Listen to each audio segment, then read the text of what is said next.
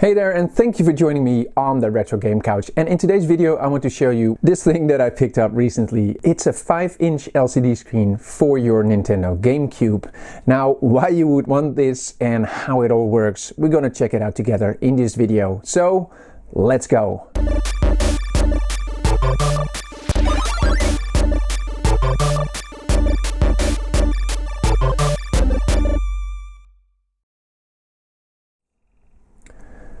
Cheers YouTube.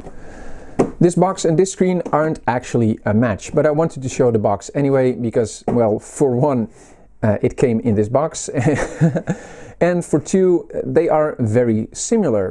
The things that are similar is the 5-inch screen, the on and off button, the volume and brightness control, the headphone jacks and the stereo speakers. But what this one also had was video inputs on the back. So you could use your original GameCube video cable and plug it in here, but you could also potentially connect other video sources like, well, for example, your Commodore 64 or your Nintendo 64, Super Nintendo, whatever. You could also connect that to this screen, which is odd because this screen would have been connected to your GameCube because else it would tip over. Yeah, this is a nicer screen, but this is not the one that I have. That's this one. I have the Joytech, which has a video cable that is attached to the unit itself, so you can only connect it to the GameCube. It has a pass-through power port, so it can get its power from the GameCube power supply, which is cool. So let's get my GameCube and connect it. Now normally you would hook up the power supply of the GameCube to the backside and then you would put in your video cable, but not this time. This time we put on the screen, which slides over the top like this,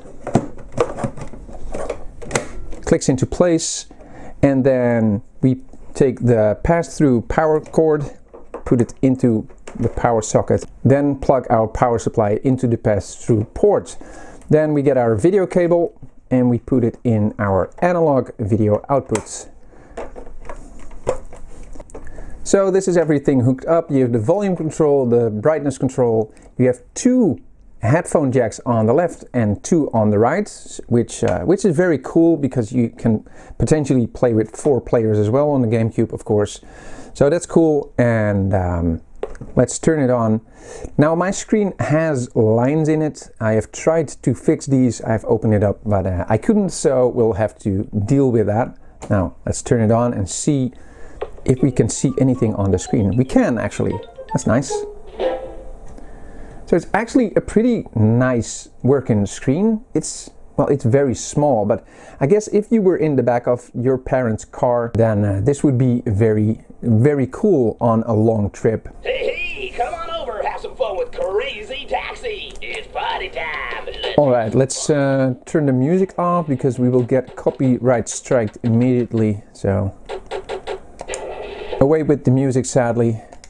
Well, sadly. It starts with The Offspring, I think, and I don't really like The Offspring. So, arcade.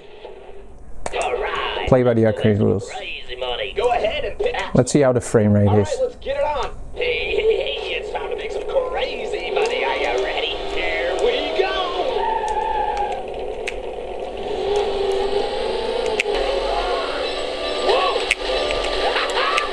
I can see some ghosting, but the frame rate is overall pretty nice. So, and the colors are vibrant as well. Whoops. Okay, so how does it look when we turn the lights off? It's actually a pretty nice backlit screen. So who was this product for? Well, I guess if you make a long road trip or going on a long holiday trip with the car, then this would be perfect to play in the back of a car. And anywhere where you do have power but do not have a television, this would be a viable option for your GameCube, but for your GameCube only. And that makes it, well, not very useful. So taking this thing off is a bit tricky. You have to, I didn't know that, but you have to put your fingers underneath here, pull it to the sides and then pull it up because it clips into the air vents. So if you do that on both sides, you can take it off. So this was it for the 5-inch LCD screen for your Nintendo GameCube. Thank you so much for watching, and I hope to see you next time on the Retro Game Couch.